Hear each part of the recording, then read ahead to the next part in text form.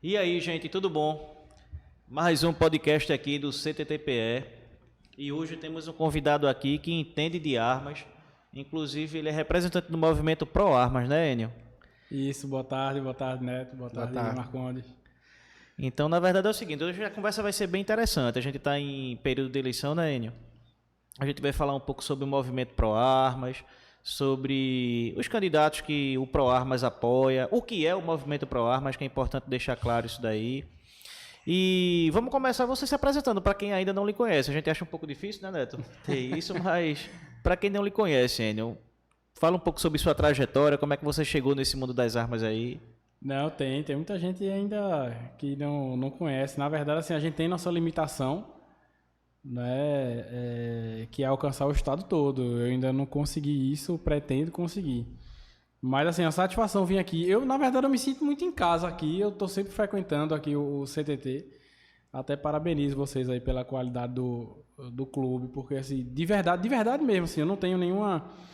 Mas eu gosto muito. Eu lembro que eu falei com o Neto há um tempo atrás, que quando foi iniciar a Copa Pro Armas do ano passado, eu disse, Neto, cadastra aí teu clube porque eu quero atirar aí. Não sei se você tá lembrado. Porque eu gosto muito, como eu sou competidor, eu gosto muito da luminosidade natural. Eu me sinto mais à vontade em competir. Então eu prefiro muito mais o stand outdoor do que o indoor. E eu acho que no Recife, acho que vocês é o mais com próximo, certeza, né? E o melhor também, E o melhor, né? Não exatamente. tenho dúvida disso. A gente também prefere stand e outdoor, entendeu? Esse indoor Eu acho arretado. E a formatação de vocês, assim, com várias baias, assim, num espaçamento considerável, vocês têm uma vantagem excepcional, principalmente para ministrar cursos, porque vocês conseguem, acho que, abarcar aí 10 cursos simultâneos. A gente fez o Rota 408, pois né? O Rota 408. A maioria dos clubes, para ter um curso, tem que parar a pista. É verdade. Né? E então... é uma das grandes dificuldades do clube indoor, né? Então, realmente, o clube indoor, a gente é um costuma desafio. dizer que eles têm uma pegada diferente, né? Verdade. É completamente diferente. Não, a gente fez o evento aqui, o Rota 408, a gente fez 7 oficinas simultâneas. Então, a gente tinha 6 instrutores ministrando, 6 representantes, né? 6 responsáveis nas pistas, ministrando o curso de forma simultânea, e ainda teve um de recarga.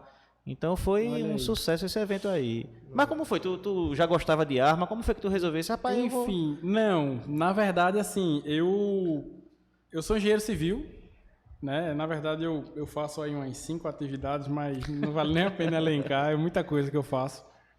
Às vezes eu até peço desculpa aí para quem estiver assistindo, que realmente às vezes tenta falar comigo, e eu sou às vezes meio complicado porque eu faço muita coisa ao mesmo tempo, mas eu gosto disso, eu gosto de trabalhar sob pressão, eu gosto. Uhum. Se as minhas obras, quando eu chego num dia que terminou o dia, ninguém me ligou, um fornecedor não ligou, um funcionário não ligou, um mestre de obra não ligou, tem algum problema, eu vou lá ver o que está acontecendo.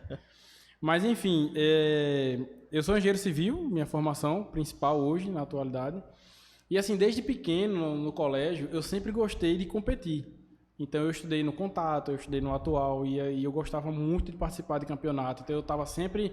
Eu tenho minhas medalhinhas de judô, de vôlei, de futebol, porque eu sempre tive esse espírito competitivo.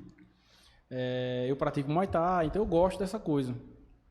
Só que assim, acho que o tempo da gente hoje, se o dia hoje fosse 30 horas, ainda era pouco. É verdade. Né? Então, hoje em 2019, acho que a construção civil deu depois de passar por aquela crise de 2018, isso. Aí deu uma clareada, aí eu disse, rapaz, eu preciso voltar a fazer alguma coisa para me motivar.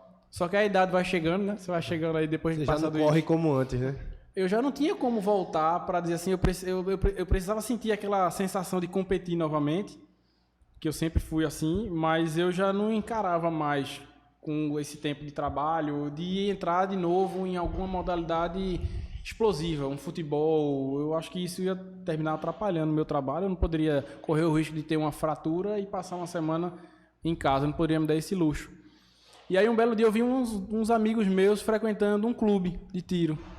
Aí me deu essa curiosidade, digo, tá aí uma coisa que eu acho legal, que seria legal praticar, não tem tanta explosão muscular, não é? Então eu acho que é uma atividade que eu poderia me encaixar. E foi o que eu fiz, eu entrei no Google e pesquisei. Eu sempre morei aqui em Recife, e aí eu fui pesquisar clubes em Recife. E aí eu me filiei ao Clube Recife Pisto no dia 28 de abril de 2019. Eu tenho essa data porque foi o primeiro dia que eu dei um tiro de arma de fogo na minha vida. Foi mesmo. Eu ainda tenho a carteirinha de lá. Então, assim, eu fui lá, achei legal e me filiei. E aí foi quando eu dei meu primeiro tiro de arma de fogo, ou seja, há 3 anos atrás. Recente, né? Muito recente. E aí aflorei meu espírito competitivo que eu gosto. Então, assim, eu comecei a ver algumas competições que eles tinham lá na época. E aí tinha aquele online, né, desafio dos metais, desafio do aço. Eu achei aquilo arretado. Aquilo pra mim foi um mundo... E aí eu comecei a participar, eu ficava lá em 20º, 18º. E aí, como eu sou meio chato, o que aconteceu? Aí eu voltei pro Google e comecei a estudar. Eu acho que eu li, assim, livros, baixei PDFs, entrei em sites, assisti muitos vídeos, passei madrugada assistindo vídeo. Como se tornar um atleta de excelência. Assisti muito, vendo muita dica de mergulhão, de tacuia. Eu saí assistindo e comecei a praticar. Comprei um airsoftzinho e comecei a praticar em casa. E aí fui evoluindo, aí vim ganhando umas medalhas e hoje eu acho que eu já ganhei um bocadinho. Não, a gente veio acompanhar você pelo Instagram, a gente sabe que você dá dor de cabeça aí tá sempre entre os 3 primeiros agora, né? Eu espero que sempre fique, né? Mas assim, tem muita gente boa entrando, mas assim, eu não me incomodo em que pelo contrário, eu só mais dinâmico, né? Mais competitivo, né? Eu gostaria que Pernambuco fosse um celeiro de grandes atletas, entendeu? Na verdade, eu e Neto, a gente escreveu um livro de como se tornar um atleta de ponta. E, na verdade, a gente fez um estudo muito interessante sobre isso, e o livro ele se resumiu a uma frase, tá entendendo? Vem pro CTTP. Chegou aqui, meu amigo. Vira. A gente... Eu não sei se Neto vai lembrar, mas teve uma vez que eu vim aqui, tava até no final do expediente, já à noite, Neto tava ali fora, ali na entrada do clube, e aí eu fui e perguntei, eu disse, Neto, como é que funciona com as competições? Porque eu vi que a federação, eu entrei no site, estava meio vazio, não tem uma galeria de fotos. Como é que funciona para você se federar? Eu não sei se ele vai se recordar. Eu lembro disso aí. Isso foi em 2019 mesmo. Porque eu queria me federar, participar de competições. Eu vi que aqui, vocês na época no clube, vocês tinham as competições de IPSC. E aí eu fui... Porque isso é de mim, eu gosto. Se tiver... teve um dia que um amigo meu me chamou, Enio, vai ter um campeonato lá em Penedo, em Alagoas, 400 quilômetros daqui. O prêmio era R$500. Eu disse, rapaz, não paga nem meu combustível, mas vamos, peguei e fui, porque eu gosto. E o ProArmas, como é que se encaixou nisso aí? O ProArmas surgiu quando eu assisti num desses vídeos no YouTube, eu cheguei no canal do Marcos Paulon. E aí eu comecei a assistir um pouco do trabalho que o ProArmas fazia. E tem uma frase que me incomoda muito, que é quando as pessoas têm assim alguma necessidade e normalmente elas indagam a seguinte frase, que é assim, meu Deus, isso está muito horrível, alguém tem que fazer alguma coisa. Isso não me cabe. Eu sempre fui uma pessoa de ir atrás das minhas coisas. Então assim, essa história de alguém tem que fazer alguma coisa, alguém não, eu tenho que fazer alguma coisa. Então, eu resolvi me voluntariar na causa do ProArmas. O ProArmas já existia com Marcos Polo, né? Já existia. Agora era assim... Desde 2018. Era um movimento. Hoje, realmente, ele é consolidado, né? Extremamente consolidado. Hoje, o ProArmas ele é o maior movimento de direita do Brasil e o maior movimento armamentista do mundo fora dos Estados Unidos. Só perde para a NRA americana.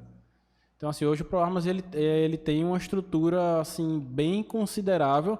Tanto que no STF... né, existe um meio jurídico que se chama amicus curiae. O amicus curiae, que traduzindo significa amigos da corte. Então, toda vez que você tem algum tema polêmico de grande impacto na sociedade, o Supremo ele solicita que alguma entidade fomente aquela corte de informações para poder pautar e criar dispositivos para poder discorrer sobre o tema. Hoje o ProArmas ele tem tanta relevância a nível nacional que não se discute nada sobre armas no Supremo que o ProArmas não seja amicus curiae para poder instruir aquele conhecimento para que o debate não fique vago de informações. Falho de informações. Então veja o nível que o ProArmas chegou e o ProArmas surgiu em 2018. Hoje a gente tem uma média de quantos inscritos o ProArmas hoje? Uma média no Brasil? Olha, como a gente mudou de plataforma, né, que estava dando muito problema, que era o Eduz, né? Algumas pessoas, eu estou vendo meu cadastro, não está funcionando, a gente está migrando de plataforma, mas a última vez que a gente viu, era um índice baixo ainda, era um pouco em torno de 35 mil filiados a nível nacional. Sim. Então, assim, para um universo de em torno de 500 mil atiradores é muito baixo, né? Mas, e aí eu assisti num desses vídeos do Polon, eu consegui entender a relevância, o papel social do ProArmas na sociedade. Porque o que ocorre é o seguinte, quando a gente usa esse lema que não é sobre armas, é sobre liberdade, muitas pessoas ainda não entendem, acham que não, isso aí é só um subterfúgio para a gente se armar, né? E na verdade não é de fato sobre liberdade. Eu vou explicar mais na frente o porquê a arma, né? Mas assim, o que me fez me voluntariar para o ProArmas foi quando ele falou no seguinte vídeo, que foi o seguinte. Ele disse, se vocês observarem que há 20 anos atrás, a Venezuela era o país mais rico da América do Sul. A Venezuela disputava pau a pau quem vendia mais barril de petróleo para o planeta, com os Estados Unidos. Então, assim, era um país próspero demais. E quem é a Venezuela hoje? Quem é a Venezuela hoje? A Venezuela hoje você tem milionários, bilionários hoje passando necessidade, comendo cachorro na rua, sem ter o que alimentar a sua família. Aí você pergunta, e como eles chegaram a isso? Na verdade, existe uma agenda mundial, isso aí não é teoria da conspiração, isso é um fato, né? Existe uma agenda mundial para implantar o esquerdismo, né, no mundo, né? Basta você olhar o mapa aí, a China, a própria América do Sul, como é a Colômbia, como é a Argentina, como é o Chile, como é, né, a própria Venezuela. Então, assim, hoje praticamente o Brasil é a bola da vez, vamos dizer assim. Então, se você olhar a própria ONU, a sede da ONU é uma arma com um nó na ponta. Então, eles têm essa agenda do comunismo no mundo, porque é muito mais fácil para... Existem interesses políticos nesses órgãos mundiais, existem interesses políticos. Então, quando a gente fala o povo armado jamais será escravizado, tem um sentido político por trás, e não o fato de você se armar propriamente dito. Então, a ONU, ela implanta essa agenda e é muito mais fácil quando a gente vê, é muito bonito o nome, né? A ONU vai implantar uma missão de paz em determinado país. Aí a gente pensa logo, eles vão levar mantimentos, eles vão levar bíblias para acalentar o coração daquele povo, quando na verdade não é. São soldados fortemente armados que eles vão implantar lá a cultura da agenda que ele está a fim de implantar naquele país. Aí eu lhe pergunto, é mais fácil para a ONU criar essa missão de paz no Texas ou aqui em Pernambuco? Obviamente aqui em Pernambuco o cidadão está desarmado. E assim, historicamente, a própria independência dos Estados Unidos se deu por conta que a população se armou, né? Exatamente. Não existia não existia um Estado que distribuiu armas, não. A população começou com as famosas milícias, se assim a gente pode chamar na época, e depois foram se organizando e conseguiram a independência. Exatamente. Hoje o contingente dos caçadores nos Estados Unidos é maior do que qualquer exército do mundo. E é um país que todo mundo tem como referência, seja comunismo, ou seja comunista, Sim. seja de esquerda, ou seja de direita, todo mundo tem uma concepção positiva dos Estados Unidos. Eles têm muito isso na cultura deles, assim, a cultura de ter a liberdade de ter uma arma. Então, quando eu vi esse discurso dele falando dessa política e a gente vendo que a Venezuela, que era um país riquíssimo, extremamente próspero, e aí quando a gente teve a influência extremamente direta de uma ONG brasileira chamada Viva Rio, foi a ONG brasileira Viva Rio que criou a implantação do desarmamento na Venezuela. Eu acho que fizeram lá meio que de um laboratório, né? Podem pesquisar aí no Google. Então, foi uma ONG brasileira que desarmou os venezuelanos.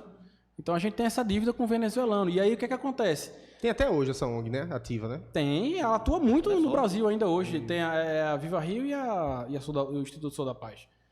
Então, que vem com essas normas genocidas aí, que mata muito mais do que qualquer outra coisa. Porque o Estatuto do Desarmamento foi implantado em 2003, os índices de criminalidade só aumentaram e a gente viu que bastou... Se teve resultado, né? O que se propagou ao final do estatuto lá, quando se implantou, não se teve resultado nenhum, né? Porque não é sobre armas, é sobre liberdade. E o pior não tem nada a ver com tirar a arma da população. Tem a ver com controle. Se você observar, tem um vídeo também no YouTube onde o próprio ministro na época, o ministro da Justiça, na época do Estatuto do Desarmamento, que era o Márcio Tomás Bastos, ele fala em vídeo: o Estatuto do Desarmamento não foi feito para tirar a arma do bandido. Ele diz em alto e bom tom, ele diz, é para combater o homicídio eventual. Uma caracterização que ele criou ali na hora que não tem nenhuma menção em nenhum dispositivo jurídico na nossa legislação. Na verdade é o seguinte, vê, o nosso podcast a gente fala sobre vários temas, tudo voltado à parte do CAC, da parte de clube de tiro, certo? Só que eu e Neto a gente conversou porque a gente está em ano de eleição. E a gente precisa passar conteúdo para quem nos assiste, para que possa tomar base, para que vote de forma consciente. Se a pessoa é de esquerda e quer votar no seu candidato de esquerda, quem somos nós? Isso é democracia. Sim. Agora eu acho que a gente tem que fornecer quanto mais informação a gente passa, mais instruído o eleitor ele vai estar. E assim, o Estatuto do Desarmamento eu acho que é a parte mais desrespeitosa da nova democracia que aconteceu. Sem Porque dúvida. para quem não sabe, para quem não tem ciência disso, foi feito um plebiscito. A população ela foi consultada 2 anos depois, em 2005. se queria se desarmar ou não, e a população por 67%, foi 64%. 64%. A gente atingiu a marca de 59 milhões de votos. Nunca nenhum presidente alcançou essa marca. Disse que não queria. Não, a gente quer continuar armado, a gente quer a nossa política armamentista. E isso nunca foi respeitado. E isso não é respeitado, isso foi empurrado de goela abaixo. E, assim, a gente vem tendo muitas... Eu não sou advogado, mas eu acho que todo mundo que está vendo rede social, está acompanhando até a televisão aberta, por mais que a informação venha distorcida, meu amigo, o pessoal está fazendo da forma que quer, do jeito que quer, está rasgando a Constituição, daqui a pouco não vai ter lei. E por que porque o referendo não foi respeitado? Exatamente. Porque existe uma cultura mundial para desarmar toda a população. Mas é por isso que eu estou falando, que assim, eu acho que foi uma das coisas mais desrespeitosas com a democracia, porque veja, vamos dizer que no referendo tivesse a maioria dizendo que queria o desarmamento. Poxa, pelo menos eles tinham uma base sólida disso daí. Não, a gente implantou isso daqui porque vocês sinalizaram para a gente que vocês queriam. Mas não foi o contrário. O pessoal fez a consulta, teve o resultado dizendo, não, a gente não quer, a gente quer continuar armado, a gente quer continuar que tenha a regulamentação para a arma. E o pessoal disse, rapaz, a população não serve de nada. Ora, foi isso que aconteceu. E uma outra coisa que é importante deixar claro, que todos os movimentos armamentistas, seja ele qual for, eu acredito que não vai mais acontecer a situação da gente ir na C&A, na Mesbla, né, na Riachuelo e comprar armas. No Shopping Recife tinha aquela loja Magno 357, Exatamente. Eu acho que ninguém quer mais isso. A gente quer o seguinte, a gente quer a possibilidade de se armar com responsabilidade, fazendo todos os exames psicológicos, técnicos, de capacitação. E outra, o que muito se fala, né? Um carro é uma arma? Não. Depende de quem esteja na mão. Se eu resolver, bicho, eu vou atropelar Neto, eu vou pegar meu carro, vou ficar esperando ele sair de casa. Quando ele atravessar a rua, eu vou acelerar e vou passar por cima dele. Pode ser outro, não? Oi? Tem que ser esse Tem que exemplo. ser. Eu tornei um carro uma arma e vou responder por isso. Sim. A mesma coisa com relação ao armamento, não é isso? É criminalizado, na verdade, né? Pegaram o fator arma e quem tem arma é bandido, quem anda armado é bandido. Outra coisa, as nossas polícias, né? Todo esse ano de controvérsia hoje, né? Tem uma cabeça que vem mudando um pouco com os policiais novos que entram, né? Tanto civil quanto policial militar que está ali na rua no dia a dia. Mas hoje é o seguinte, quando se fala em arma de fogo, né? As pessoas associam a tudo de ruim que existe na vida, e não é. Né? Então, esse trabalho, eu estava até conversando com o Marconi em particular, esse trabalho que o ProArmas faz, né? E feito você disse, as pessoas talvez não entendam ainda o que o ProArmas, né, tenta falar, por isso talvez você fale, Neto, a adesão é baixa para a quantidade de CACs hoje que nós temos. Mas é o seguinte, eu acho que é mais a questão da informação, porque aí você fala, pô, todo mundo passa numa BR, vê lá um monte de concessionária, carro pra caralho pra vender. O cara sabe que tem que ir num Detran, ter uma habilitação, fazer não sei o que, comprar um carro. É a mesma coisa, que as pessoas lutam é pelo direito de poder comprar. Quem não quer, não compra. Quem quer, compra. Né? E hoje a gente vive essa incerteza, né? E ano de política está mais incerto ainda. Então, o que é que a gente pode esperar para esse ano e como o ProArmas vem trabalhando para esse ano de eleição, especificamente? O que acontece é que criaram essa agenda que a gente vem de quase 30 anos, né, de governos aí alheios aos interesses da população, demonizaram a arma, né? Exatamente. Porque até, como você bem falou, até as corporações policiais hoje, eles têm esse conceito de que só duas classes podem ter arma, polícia e bandido. Rapaz, eu ia falar isso agora. Eu, na minha escola, eu cresci escutando isso. Só quem tem arma é polícia ou ladrão. Polícia e bandido. Inclusive, o próprio policial numa abordagem, ele abordou. É policial? Não, sou não. Então, opa, peraí. Deve ser bandido. Então, não tem aquela possibilidade que a gente tinha na época dos nossos pais, onde você ia numa loja, numa mesbla da vida, comprava sua arma com sua identidade, levava sua arma. Porque o cidadão tinha arma. Hoje, para você dizer que tem uma arma e que você é atirador, a turma já olha, aquele princípio da presunção de inocência não existe. Você tem que comprovar através de documentos e mais documentos para que você comprove que você tem uma reputação ilibada. Não basta ser só cidadão. E muita gente, quando está ali comprovando, fica com aquela sensação, pô, bicho, vai funcionar, vai dar certo. Entendeu? Exatamente. Então, essa questão aí é muito... A gente está tentando virar essa chave, porque, na verdade, é o seguinte. Quando a gente iniciou o ProArmas tem várias atuações. Ela tem atuação jurídica, ela tem atuação cultural, ela tem atuação política. A gente atua em diversos setores. A atuação jurídica é quando a gente representa inúmeros documentos, onde a gente está sempre atendendo os interesses dos carros, quando a gente frequenta lá a CCJ, quando a gente impetra, quando a gente dá algum suporte jurídico para diversas ações, aqueles inúmeros PLs, aqueles tratamentos onde, quando é posto algum senador, é posto alguma proposta, a gente dá aquela assessoria lá para que as coisas avancem para resgatar aquele direito fundamental, né, à classe dos atiradores. Tem a ação cultural, que são as inúmeras palestras, os inúmeros eventos, o evento 9 de julho, que eu vou falar também um pouco, que acontece em Brasília todo ano. E tem a ação política, que é trabalhar junto com os deputados, com os senadores, para que algumas pautas avancem. Então, a gente tem esses três pilares, né, que o ProArmas hoje vem atuando para a gente conseguir devolver o que nos foi roubado, que é o direito básico ao acesso às armas. Quando a gente fala isso, a gente não diz que todo mundo deve andar armado, não. Mas você precisa garantir o direito de quem queira. O mínimo, é o mínimo, como a gente mesmo mencionou, nem o referendo foi respeitado.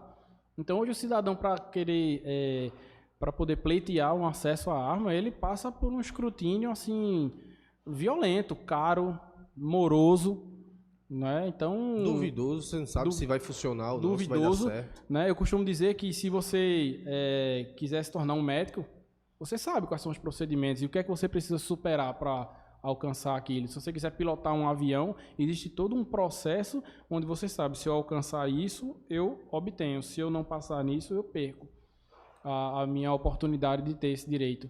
Para adquirir um porte de arma, você não sabe. Não tem critérios objetivos. Então, isso é proposital para poder negar, para poder criar brechas jurídicas para não conceder, porque existe uma cultura que não nasceu da noite para o dia, ela vem de um longo tempo, e hoje o cidadão está sofrendo, e o papel do ProArmas é reverter isso. Enio, a gente pode dizer que o plebiscito, né, quando foi lançado ali, né, e foi rasgado, né, após o resultado, se houve uma virada de chave para essa questão armamentista, né?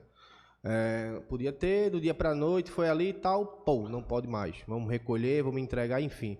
Pode ocorrer uma virada de chave dessa hoje de forma positiva? Pode, e a gente enxerga uma única, eu não diria uma única, mas a principal A principal atuação hoje que o cidadão pode fazer para a gente dar essa virada de chave.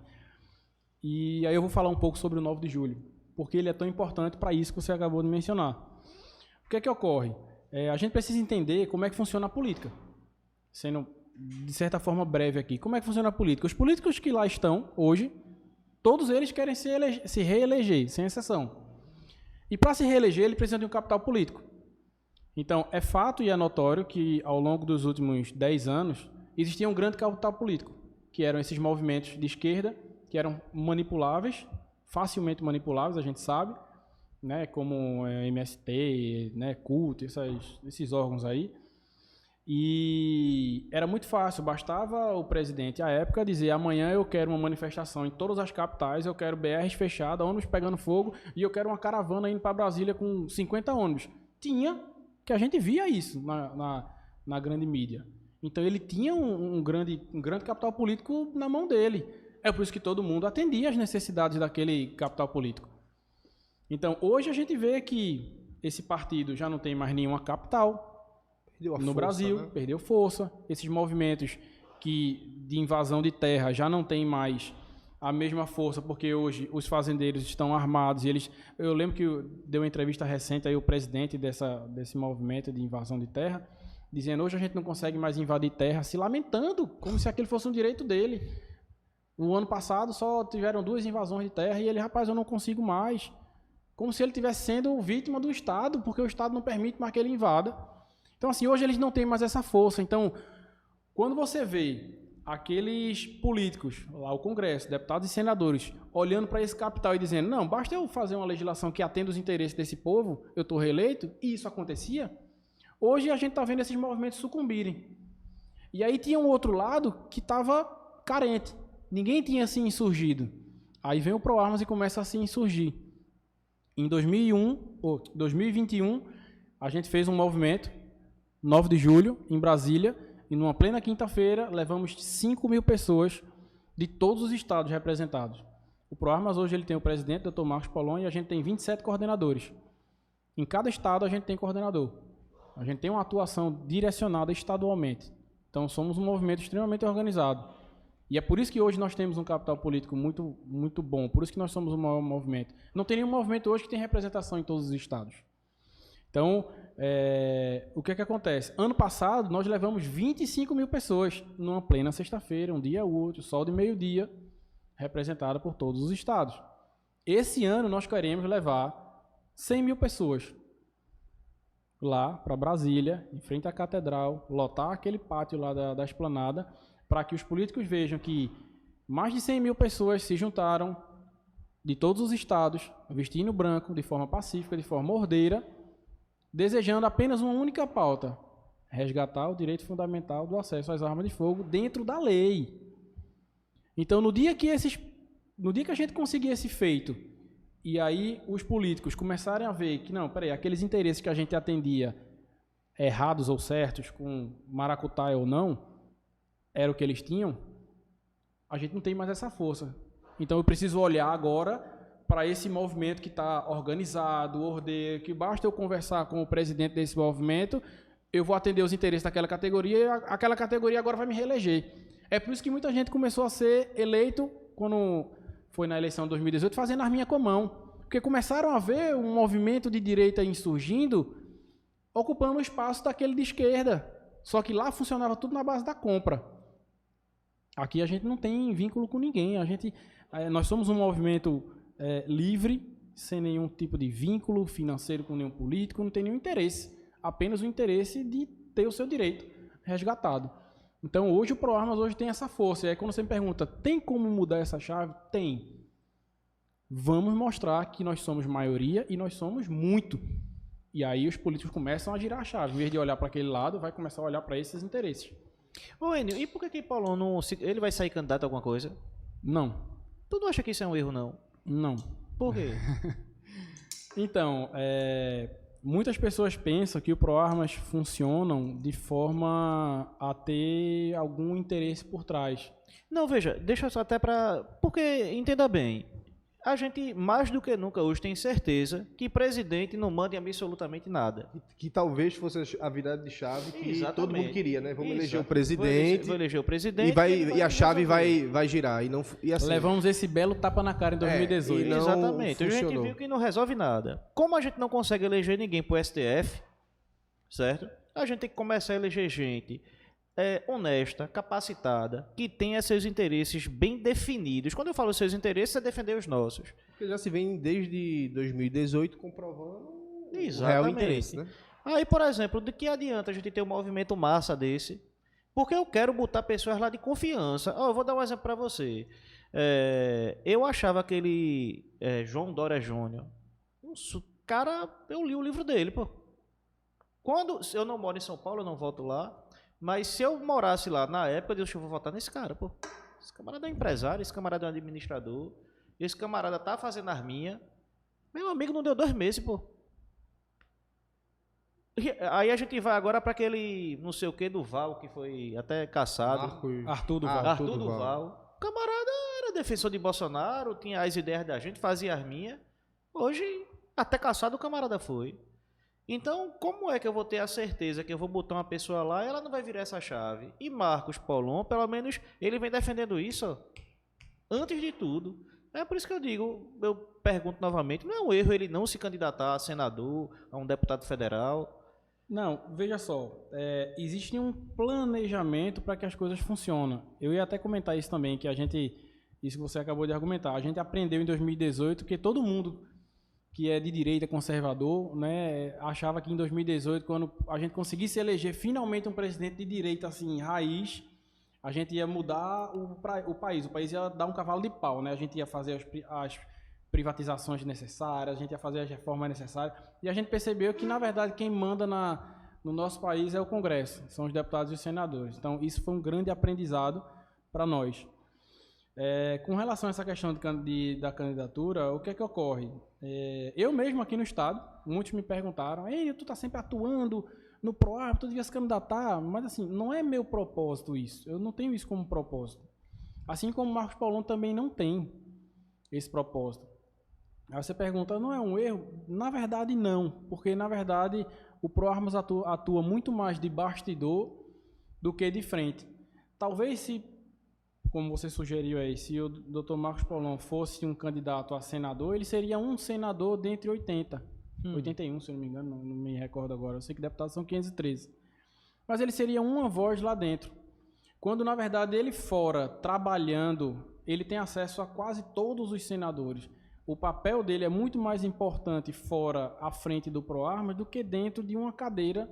Sabe o que é a minha preocupação? No Desculpa Senado. te interromper. Veja só, o PROARMA ele vai indicar candidatos a ocupar os cargos. Isso. Certo? Eu respeito muito o Marquinho, que Paulão é pra gente aqui que é faixa, tá ligado? É Marquinho. Eu respeito muito ele.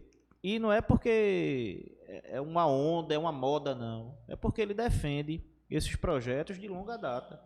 Antes de eu entender como é que funcionava, ele já estava lá atrás disso daí. Aí minha preocupação, na verdade, é o seguinte, é fazer feito o Bolsonaro fez.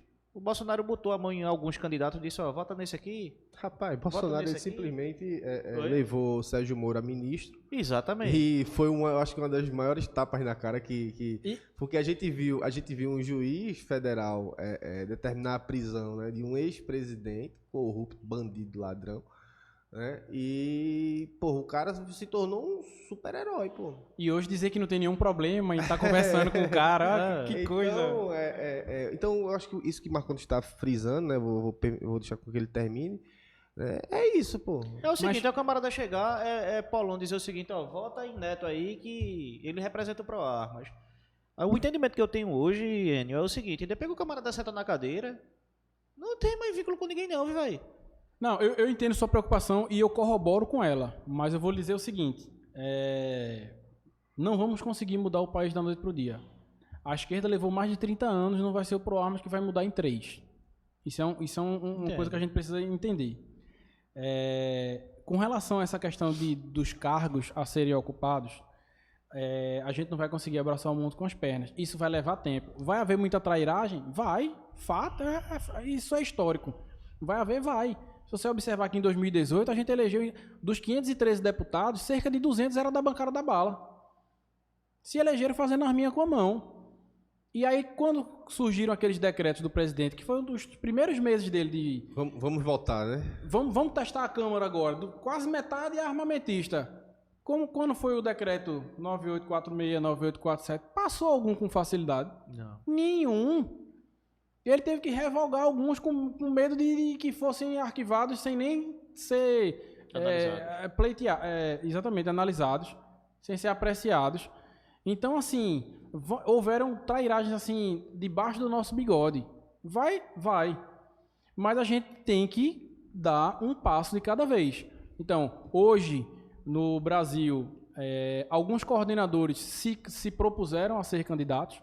A gente tem candidatos que no Ceará, em Santa Catarina, o coordenador do ProArmas no estado, ele é o candidato a deputado estadual no Rio Grande do Sul, entendeu? Alguns sim, outros a gente apoiou, como é o caso aqui no nosso estado.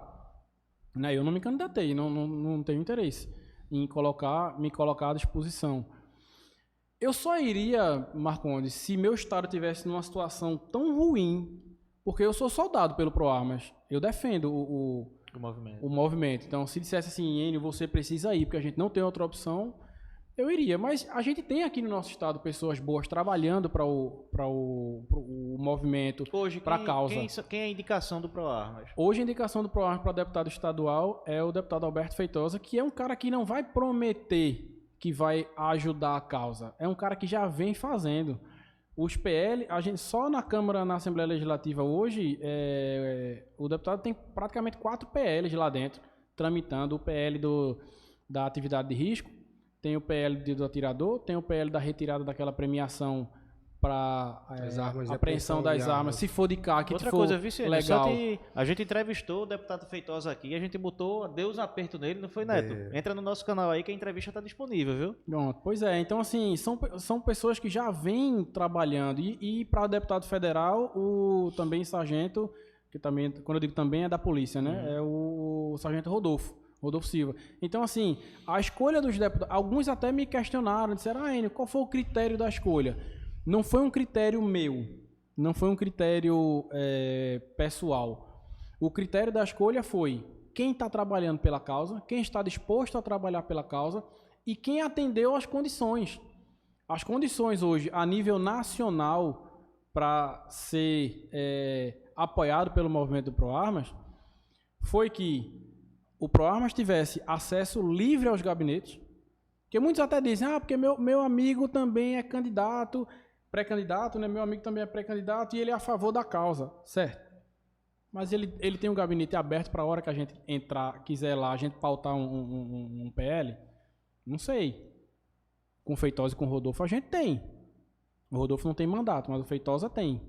E ele se comprometeu também. Então, tem documentos onde você se compromete, tem um questionário a ser respondido, né? Se compromete, inclusive em rede social, a se expor, porque tem muito candidato aí que corta dos dois lados, né? Eu apoio a causa, aí quando chega do outro lado eu também apoio a tua. São causas conflitantes, né? Então ele às vezes não se compromete. Eu sou armamentista, mas eu não queria me comprometer, não. Não, é obrigação se comprometer no feed, né? No story, não. Que é para ficar lá registrado.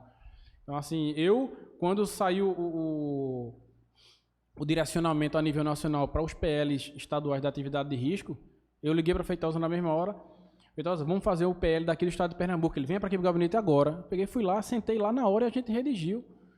Então, assim, esse é um critério. Existem outros armamentistas? Devem existir. Mas para atender às condições necessárias para a pauta avançar, esses dois se disponibilizaram e foram os que a gente escolheu. E hoje é importante a gente canalizar voto, né? Porque exatamente. Esse negócio de, porque eu conheço fulano, eu conheço cicrano, é importante a gente... Se a gente se dividir, a gente não elege ninguém. Exatamente. Porque a esquerda se une. Rapaz, a esquerda faz candidatura em bloco. É brincadeira. Aqui em Recife, eles fazem candidatura em bloco. Eles lançam o nome de uma pessoa e aí se juntam mais outros para poder levantar o nome dele, que a gente chama de mandato em conjunto, alguma coisa desse tipo. Como? Mandato coletivo, exatamente. Obrigado. Mandato coletivo. Os caras fazem de tudo para chegar lá, para poder ferrar com a vida da gente. E a gente fica aqui brincando de, eu voto em fulano porque é meu amigo. Não, eu voto em cicrano porque fulano indicou. Ou a gente se une para fazer esse mandato, para que a gente bote pessoas sérias, comprometidas com a causa lá dentro, ou mais uma vez a gente vai pelejar por mais longos 4 anos nessa celeuma, vamos chamar assim. Para governador é antes? Então, para governador e para senador são os candidatos de Bolsonaro. Tá? São os candidatos de Bolsonaro. Bolsonaro indicou o Anderson Ferreira para governador e o Gilson Neto para senador. Não são candidatos do ProArmas. Eu ainda não conversei com nenhum dos dois. Nenhum dos dois me procuraram para dizer, olha, eu quero me comprometer com essas mesmas exigências que eu fiz aos deputados. Não que eu fiz, mas que a causa exige, necessita. Né? Quando eu falo, eu não estou falando em nome de Enio, eu estou falando em nome do ProArmas. Exatamente. Então, assim, eles ainda não me procuraram. Eles são candidatos de Bolsonaro. Não são candidatos que se comprometeram com a causa. De repente, podem estar fazendo arminha com a mão e quando chegar lá, a gente vai ver o que é que vai acontecer, como vem acontecendo. Então, é o mínimo que a gente pode fazer, entendeu? Eu entendo sua preocupação de, Enio, mas aqueles caras vão estar comprometidos. O mínimo que a gente pode fazer é isso. É exigir comprometimento. Fatalmente, um ou outro vão se desvirtuar chegando lá no poder. É possível. E a gente vai lá e substitui. Vai levar um certo tempo até a gente chegar num congresso ideal, onde as coisas, onde não pautem descriminalização, né? Onde não pautem aborto, onde não pautem audiência de custódia, ideologia de gênero, que não passe uma série de outras facilidades que só beneficiam a criminalidade. Deixa eu fazer. E Bolsonaro, velho? Por conta do seguinte, veja, nós, pelo menos aqui, a gente vai votar nele, não tem sombra de dúvida. Mas eu escutei é um pastor, que é bem engraçado ele. Eu não sei se você já ouviu isso falar. Cioli? Eu esqueci o nome do pastor. Ele disse, rapaz, eu sou amigo de Bolsonaro. Gente boa, boa, boa. Às vezes eu queria que ele fosse mudo. Rapaz, aquele camarada me representou tanto, porque eu vejo o seguinte, ele defende os valores da família, eu acho que isso é fundamental. Assim, o conceito dele, eu não consigo entender como é que alguém ainda vai contra o que ele prega de conceito. A gente tem aí, eu acho que é o ministro da infraestrutura, não sei bem se esse é o nome, o camarada daqui a pouco calça até o inferno se brincar, pô. Obras, eu acho engraçado que hoje o pessoal fala que não, porque foram obras que foram iniciadas pelo PT. Cara, se a gente para a obra do PT e começa uma nova, reclama e eu acho um erro. Se a gente vê aquilo que já era para estar pronto há não sei quantos mil anos e não está pronto, e a gente vai lá e conclui, aí o pessoal também reclama. Eu não sei como é que o pessoal conseguiu achar defeito nessa transposição do Rio São Francisco. Trouxe água para um local que não tinha há mais de 40 anos. Quando eu falo mais de 40 anos, é desde da concepção do projeto. Porque desde sempre que não tinha água lá. Mas a esquerda sempre vai reclamar, Marconi, só te interrompendo. Sabe por que ela sempre vai reclamar? Porque só existem 2 tipos de pessoas. A que constrói e a que destrói. Se você não constrói nada na sua vida, só lhe resta uma coisa. É você falar mal, é destruir, é criticar, porque você não tem nada para agregar. Você tem que fazer alguma coisa. Então você vai criticar. Aí hoje você vê Bolsonaro mais maduro, porque presidente não é fácil. Eu sei que ele deu muita cabeçada no começo, porque se colocasse um de nós lá, talvez seria até pior. Você vê ele mais maduro, você ele vê mais bem assessorado, porque eu acho que isso é bem importante, né? Eu vejo ele mais maduro porque ele chegou muito... ele chegou muito verde. Ele chegou acreditando no que a gente também acreditou, porque nós também somos cidadãos igual a ele. Então, assim, ele chegou muito verde, porque eu costumo dizer o seguinte, algumas pessoas... Bolsonaro fala muita besteira, ele fala, isso é um fato, e eu vejo muita gente criticando, mas isso não me incomoda, né? Eu sei que isso às vezes causa algum prejuízo momentâneo, mas no saldo da balança, quando a gente vê aí como é que está a nossa economia, a gente vê que é muito, muito pequeno isso, mas eu não consigo ter essa reação, essa ojeriza a esse jeito dele. Não, mas eu não tenho não. Sabe por que eu fico pensando quando ele fala uma besteira? Eu digo, porra, como é que eu vou defender esse cara agora, meu irmão? Porque o que vai vir de repercussão aí... Mas sabe o que é, Marconi? Sabe o que é? É porque os políticos que a gente está acostumado a lidar lá no poder são pessoas tratadas, polidas, com marqueteiro, tem até roteiro de fala. Fala o que mandam, né? Então, assim, eu vou citar um exemplo. Você chega para um Alckmin da vida e pergunta, olha, o que é que você vai fazer sobre esse assunto? Aí ele, olha, veja bem, vamos criar uma equipe de coalizão para fazer um trabalho onde nós vamos... Aposto engraçado o Ciro Gomes, viu? Nós vamos fomentar... Não, eu tô Palavreado da porra, né? É uma palavra bonita. Vou Não, criar uma porque- equipe, a gente vai analisar, eu vou elaborar um projeto com a equipe de não sei onde. Não sei o quê. O cara passa 2 minutos e não fala nada com nada. 2 anos só depois, liso. tudo do mesmo jeito, né? Mas ele é liso, ele foi polido pra ser daquele jeito. Entendeu? Então, assim, aí você chega pra um cara que nunca foi político na vida. Um cara criado dentro de batalhão de polícia, bruto. Entendeu? Que fala o que quer, o que der na telha. Sincero. Aí Só sabe o que é o certo e o errado. volta aquele ditado, né? O brasileiro muitas vezes prefere uma mentira que não doa do que uma verdade que machuca. Né? Então, assim, quando ele entra, ele não tem roteiro, ele chega lá acostumado, não, é isso, aí a pessoa fica chocada. Então, eu acho que nisso ele peca, isso é um fato, porque o brasileiro está acostumado a essa passada de pano em qualquer pergunta, mas eu não vejo isso como um problema, até porque eu não acho que o presidente ele deve me inspirar a educação. A educação eu aprendi na minha escola, com meu pai e com minha mãe. Ele deve inspirar segurança econômica, né, e avanço para o país. A gente Então, teve um que inspirou o alcoolismo, pô. Por que pois que eu não é, posso? porque se fosse pra gente, exatamente, se fosse pra gente se pautar na forma de como se comporta um presidente, hoje era todo mundo cachaceiro, ladrão. É verdade. Ô, Enio, a gente sempre busca o que é de nosso interesse político para nossa vida, né? Feito ele falou, Bolsonaro ele prega aí o correto, que a gente não sabe como é que ainda tem gente que vai de contra isso, né? Mas o que é que o ProArmas vê, o que é que ele tem de previsão, pretensão, caso Bolsonaro ele não continue no poder? Se mudar, né? Fiquei sabendo que já tem umas passagens compradas. O que é que... Porque é o seguinte, assim, eu tenho certeza que ele vai se manter aí, eu trabalho com essa possibilidade, não quero pensar em outra. Mas, nesse mundo que a gente vive, tudo pode acontecer, inclusive nada. Então, assim, o ProArmas, ele tem aquela contra-resposta ali embaixo, ele tem um projeto, caso isso venha a ocorrer de alguma forma aí.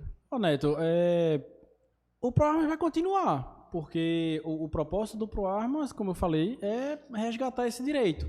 Né? Agora, obviamente que se a gente tem uma ampla maioria militando contra e o presidente, chefe do executivo, já foi em rede social, né? Caso ele seja eleito, dizer que se eleito ia tomar as armas de todo mundo, então assim, vai ser uma luta infinitamente mais difícil. Porque com o Bolsonaro já é difícil, vai para a Câmara, rejeita projeto, pede emenda, leva para o Senado também pede vista, volta, já é difícil.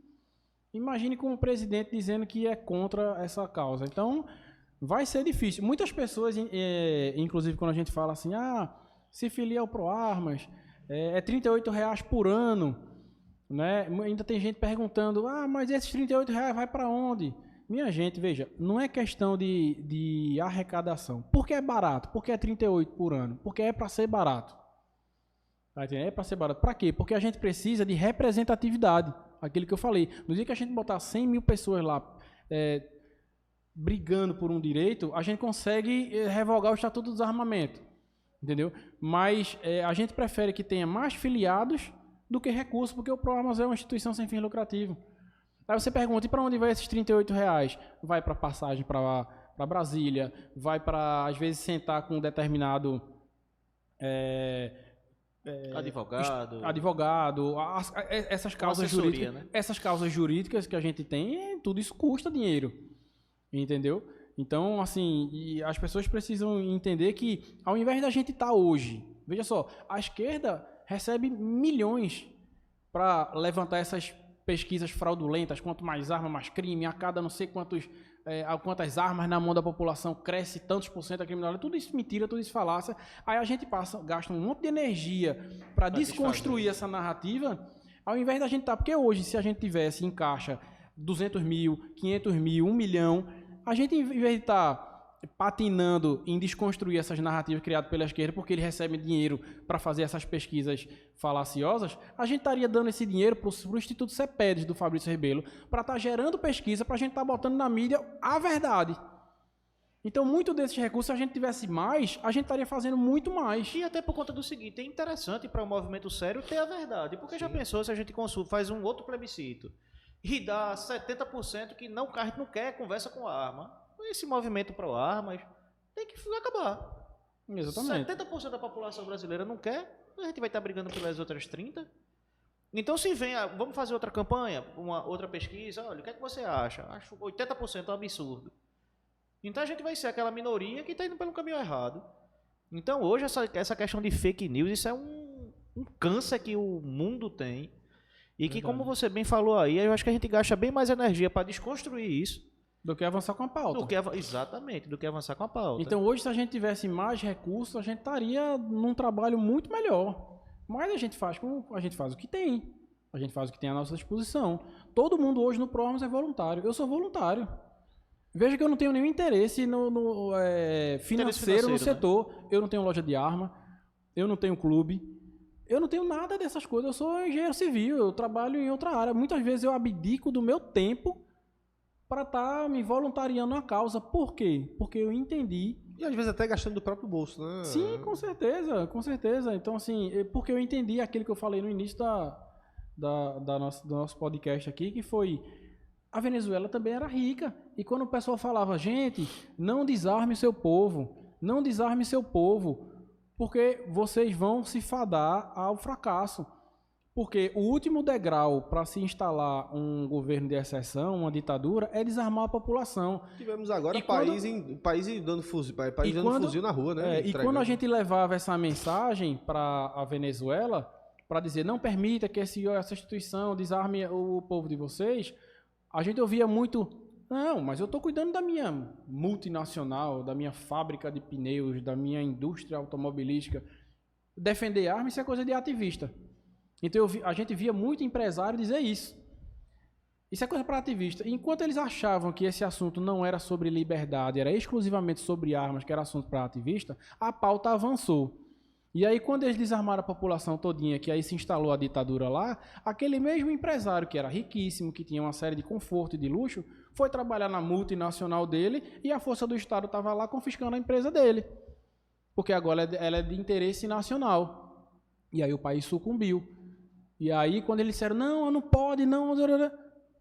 Agora, tarde demais. Quando a gente dizia que não permita que essas armas sejam tiradas, era assunto de ativista. Quando a coisa bateu, quando a gente costuma falar, quando a água bateu na bunda dele, não, alguém precisa fazer alguma coisa. Não, quando a gente chamou... Então, aí a pergunta é, o brasileiro vai permitir que isso chegue? Um problema que a gente tem é o seguinte, Foi aí onde eu entrei no Proarmas. Aí quando você me perguntou, por que você se voluntarizou para isso? Para que isso que está acontecendo hoje na Venezuela não chegue ao Brasil, porque eu tenho um filho. E eu não quero deixar um país... A gente acha que não vai acontecer com a gente, né? A gente sempre acha que não vai acontecer. Assim como lá também tinha um empresário riquíssimo que achava que aquilo nunca ia acontecer. Aquilo é coisa para Colômbia, aquilo é coisa para... Né? E chegou. Lado, né? Bem próximo, né? O argentino também achava que aquilo nunca ia chegar nele e chegou. Né? O chileno achava que isso nunca ia chegar lá e está chegando. O evento mais contemporâneo que a gente pode citar aqui agora é a Ucrânia. O Volodymyr Zelensky desarmou a população, implantou lá um estatuto de desarmamento e desarmou a população. Aí o que acontece? A Rússia percebeu aquele país potencial para ele, desarmou a população, aí a Rússia, opa, agora vai ser fácil para eu entrar. Aí foi lá e entrou. O que é que o Volodymyr Zelensky fez? Vamos distribuir arma para a população. Então veja a incompetência de um gestor. Você primeiro desarma a população dizendo, o Estado vai tomar conta de vocês. Quando o Estado sucumbe com aquela sua função, aí ele diz, não, olha, agora vocês precisam pegar em arma para defender o próprio Estado.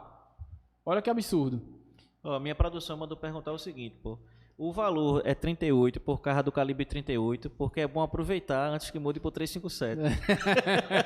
Na verdade, tem várias categorias, né? Com certeza é uma alusão ao 38, né? Uhum. Mas o 38 é o plano mais básico, que é só para você, de fato, ajudar a causa. A gente também tem o plano 380, que aí é 38 ao mês, e a gente também...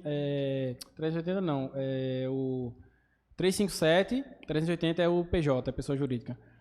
Tem o 357 e o 454, onde o 454 é o plano mais robusto, quando você ajuda muito mais, que é R$100 por mês, mas você também tem uma série de benefícios. Tem um sorteio de uma furadeira todo mês. Todo mês você participa. Você entra num grupo de WhatsApp direto com o Dr. Marcos, onde você tira dúvidas jurídicas. As principais discussões lá em Brasília você recebe tudo em primeira mão. Você tem assessoria jurídica se você tiver com algum problema. Então, assim, tem uma série de vantagens quando você é membro 454. Então existem várias maneiras de ajudar o movimento. E aí, quanto mais pessoas se filiar, quanto mais pessoas forem lá a Brasília no dia 9 de julho, aí a gente consegue avançar bem mais com essa pauta. Mas eu acabei te interrompendo numa situação bem importante quando você estava falando, que era sobre a Ucrânia, né? A Ucrânia é o retrato do Brasil, né? Assim, É o retrato do Brasil. é um embrião, né? O presidente foi lá, desarmou a população, paz e amor, tudo certinho. Quando a Rússia botou o pé na porta, começou a distribuir armas. Tem Né? fuzil aqui, tem fuzil, quem quer. Exatamente. Para você ver o papel fundamental que a sociedade, que a arma tem na sociedade. Quer ver um outro exemplo? Aquele caso daquele segurança, o segurança americano que matou aquela George Floyd. Esse George Floyd que ele botou o joelho lá e por acaso levou a óbito o cidadão. Não vou entrar no mérito se ele tem culpa ou se ele não tem, mas o fato é que aquilo gerou uma série de manifestações. E a gente sabe que os Estados Unidos, a legislação é estadual. Tem estados armamentistas, tem estados não armamentistas. O que aconteceu? Começou aquela onda de protestos. E o que a gente viu? Acho que todo mundo viu, as grandes mídias mostraram um vídeo de um casal, onde tem um senhor até meio fortezinho de óculos, ele com um fuzil, a esposa do lado no quintal com um revólver, ou era uma pistola, não me recordo agora, e a manifestação vindo e eles dizendo, se entrar na minha casa, eu sou amparado pela lei para meter fogo, se invadir meu terreno. E nos estados armamentistas a manifestação foi pacífica. Não teve quebra-quebra. Fogo em ônibus e quebra-quebra foi só nos estados desarmamentistas. Por quê? Oxe, eu vou botar fogo naquele ônibus, sei lá quem tá lá dentro, velho. Quem é aquele vizinho que tá ali? A gente teve um jovem que atirou nos manifestantes, né? No caso dos Estados Unidos. Que foi absolvido, inclusive. Absolvido, né? Então, assim, essa é a realidade. Quando a gente fala que nós eu não abriria meu tempo, sabe, Marcondes? Eu não abriria do meu tempo para estar me dedicando a uma causa dessa. Quem me conhece sabe. Se ela não fosse legítima, se ela tivesse algum interesse por trás, eu não estaria nem envolvido, até porque, como eu já falei, eu não tenho nenhuma necessidade de estar aqui. Eu estou aqui exclusivamente porque eu sou voluntário. Então, assim, eu jamais entraria se não fosse por uma causa nobre. E eu penso no futuro que eu vou deixar para o meu filho. Então, eu não estaria participando. Então, seria muito insano da minha parte estar batalhando tanto aí para avançar com isso, me dedicar, estar viajando, estar se dedicando, estudando, apenas para ter um pedaço de metal pendurado na cintura. Seria muita insanidade. Rapaz, tu se dedica tanto só para ter uma arma na cintura? Não. Pelo amor de Deus, isso não é razoável. Até porque esse direito a gente já tem. É difícil, é penoso, mas a gente tem. É porque é o que vem por trás de tudo isso. O que vem por trás geralmente dói muito. Exatamente. As empresas, né, lojistas, né, companhias, né, que hoje a gente tem que acompanhar a CBC e outras empresas que estão se instalando aí, elas conseguem ter um papel bem mais forte hoje do que em si o próprio cidadão, ela como empresa está ali, participar mais. Na verdade, é uma boa pergunta de Neto. Eu queria, assim, eu nunca tinha reparado por essa... Clubes. Na verdade, a gente vê as empresas... Porque, veja, um clube de tiro, uma loja de arma, por mais famosa que ela seja aqui em Pernambuco, ou na Paraíba, ou na região, a força dela é muito pequena. Mas eu não vejo a CBC ela se movimentar com relação a isso. Você tem algum comentário sobre isso? Na verdade... Segura o link aí.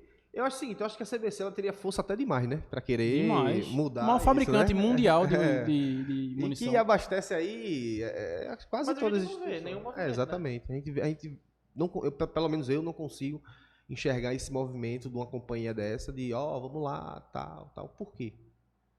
Então, existem interesses por trás que eu não posso falar. De repente eu posso até sofrer algum tipo de punição, sanção, mas assim... Não vamos mais comprar na CBC, agora eu vou importar as armas que é mais barato. É exatamente por isso. É exatamente por isso. Então, infelizmente, a gente não tem esse apoio. A gente tira pela rotatividade de munição de uma empresa dessa, pô. Faturamento de trilhões aí. Uma coisa é fato, se ela tem um monopólio aqui no Brasil, qual é o interesse dela avançar com a pauta para que novas empresas entrem aqui no nosso país? Não, veja, eu acho que a pauta não é nem sobre... Eu acho que isso responde tudo. Mas eu acho que tirando a questão de empresa... É questão de oferta e procura. Se, por exemplo, se hoje a gente tem 500 mil atiradores aí que compram arma, que compram munição, que compram insumo, que compra tudo. A partir do momento que a gente... E é Tem uma importante deixar isso acessibilidade claro, maior, né? aumenta A a gente tem uma quantidade. acessibilidade maior, de forma organizada e responsável. Ela vai deixar de vender para 500 mil, vai vender para 100 mil, para 300 mil, que sai para 80, 70%. Mas aí da cada população. cabeça é um mundo, né, Marconi? Porque assim, se você hoje tem aqui seu clube, se você tivesse o poder de influenciar para que nenhum clube mais abrisse aqui, inclusive você fechasse os que existissem, se você tivesse esse poder de fazer isso, para você poder faturar mais e aqui lotar da noite pro dia, eu garanto a você que eu acho que se eu perguntar isso a várias pessoas, garanto que uma grande maioria vai dizer, se eu tivesse esse Não, poder, lógico, veja, que eu queria Então a gente faturar pode mais. então a gente pode dizer que uma companhia como essa, ela preza aí um poder de esquerda lá em cima. Sim. Porque a CBC recentemente ela abriu, acho que foi em Brasília, um stand, uma das maiores lojas de arma de fogo, né, física, que ela não tinha. Ela não tinha loja, né, então ela abriu, agora há pouco, não recordo o estado, eu acho que foi Brasília. Uma grande loja lá, tal, top pra caramba, e abriu aí um stand indoor. Né? Então talvez seja uma visão de, vamos abrir, vamos lançar, vamos valorizar, a esquerda entra, nada mais abre e eu continuo ali, além de como distribuidor lojista. Eu não tenho como dizer que essa empresa tá agindo dessa forma e tem esse poder. Eu só criei uma hipótese disso.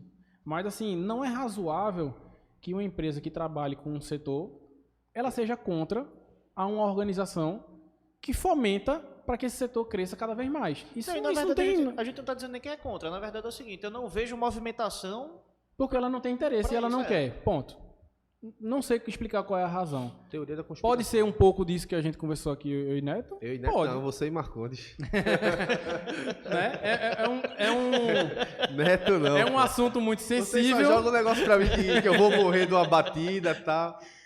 Essa É um conversa- assunto sensível pra gente falar aqui no podcast, mas eu acho que o ouvinte aí, ele sabe fazer seu juízo de valor, né, das suas razões. Agora eu só queria me ater ao que você falou. Mas nós, lojas e clubes, somos muito pequenos para isso. E eu lhe digo, não são. E eu Nosso vou dizer, público é direcionado, na verdade, né? e eu vou dizer por quê. Hoje, o ProArmas, basicamente, a gente quando faz o formulário, né, de filiação, existe uma grande maioria de filiados que não são nem atiradores, são simplesmente amantes da liberdade. Sabia disso? Nem todo mundo que é afiliado ao ProArmas é atirador, é CAC, é instrutor de tiro, não. Apenas, porque assim, você não precisa ser deficiente para apoiar a causa da acessibilidade. Não é? É uma coisa Verdade. muito óbvia. Eu não preciso ter uma deficiência para apoiar aquela causa, eu simplesmente simpatizo por aquela causa. Então, o ProArmas tem muito disso. Tem muita gente que simpatiza pela causa porque acredita que esse direito ele deve ser restaurado. E não necessariamente ele tem arma ou ele é atirador. Ele apenas... Tem muita gente que foi para o 9 de julho do ano passado apenas porque também quer prezar a sua liberdade. Então, assim, às vezes eu vejo que muito dos movimentos hoje que a pauta avança é basicamente e exclusivamente pelos atiradores. Toda a movimentação. Eu tenho visto isso a nível nacional, eu tenho visto clubes que têm o poder de estar à frente de, às vezes, 500, 1.000, 2.000 filiados no clube de tiro, que são atiradores, tem aquele poder de incentivar as pessoas. Olha, vão lutar por essa causa, né? Participe do 9 de julho. Os clubes poderiam ter esse poder e eu não vejo engajamento dos clubes. Eu lembro que no ano passado... Mas sabe qual é o problema, Enio? Eu A vou te dizer pela gente aqui, certo? A gente tem um grupo de presidente de clube, a gente dialoga muito, a gente conversa muito. Veja, não só na parte do clube, a gente vive uma cultura do cancelamento impressionante. A todo custo, o pessoal quer falar mal, quer criticar. Eu sou de uma época, Enio, que a gente se juntava na hora do recreio da escola para brigar. Era. E quando acabava o recreio, que a gente voltava para a sala de aula, estava todo mundo de bem. Verdade. Então, na verdade, essa questão de bullying, essa questão que hoje... Não, porque gordofobia... Pelo amor de Deus, rapaz. Se esse negócio tivesse na minha época, eu tinha sido preso, talvez até ido para prisão perpétua. E hoje, aquele pessoal gordinho que eu abusava lá, são meus amigos até hoje. Então hoje o clube de tiro, na verdade, a gente se policia muito para essa conversa aqui sobre a CBC. É uma conversa informal, a gente nem conhece dono nem nada. Sim, sim. Mas a gente fica se policiando porque, porra, bicho, pode tirar meu canal do ar a qualquer momento. Rapaz, é só a gente conversar aqui que a gente achou uma forma de produzir combustível sem depender da Petrobras. Vixe Maria, pronto. A live vai cair, a live vai cair. Então o que é que acontece? Hoje os clubes de tiros, pelo menos os sérios, o que a gente acompanha, o que a gente conversa, a gente, por exemplo, a gente é apoiador do ProArmas. A gente convida você, não é porque você é bonitinho dos olhos verdes, não. É porque a gente entende que esse movimento... Também, né? Também, né? Esse movimento, eu acho que, porra, se eu penso em comprar um carro, eu não tenho carro, eu vou comprar um carro. Então eu tenho que procurar alguém que me ajude a comprar esse carro. Então hoje, se a gente tem clube de tiro, se a gente é fã da liberdade, como a gente vem sempre batendo sobre isso, eu tenho que estar engajado com pessoas que pensam da mesma forma que eu, de forma séria e de forma responsável. Então hoje, a maioria dos clubes de tiro, a gente grava conteúdo aqui, a nossa produtora tá vendo aqui, o nosso produtor, cara, quantos vídeos a gente faz e depois nem divulga, cancela. Porque realmente é bem difícil essa parte de mídia social, que a gente divulga, que a gente restringe, e a gente é empresário. A gente teve um convidado aqui, que foi um cônsul, né? O cara começou a falar do STF. Eu quase que fui para debaixo da mesa assim, aí Marconi... Não, Neto, mas quando o cara tem... Como é? Imunidade parlamentar. Deixa eu acabar falar. Então, assim, hoje se tem isso, né? Então, isso. hoje... Mas eu queria pontuar com relação a isso. Mas sabe o que é, Marcondes? Quando você fala assim, eu acho que o clube não apoia porque ele não quer... Mas veja, o clube não está tomando nenhum lado partidário. Ele está apoiando a causa de sobrevivência dele. Veja, ano passado eu participei, eu até assisti o podcast que vocês fizeram com o Alan.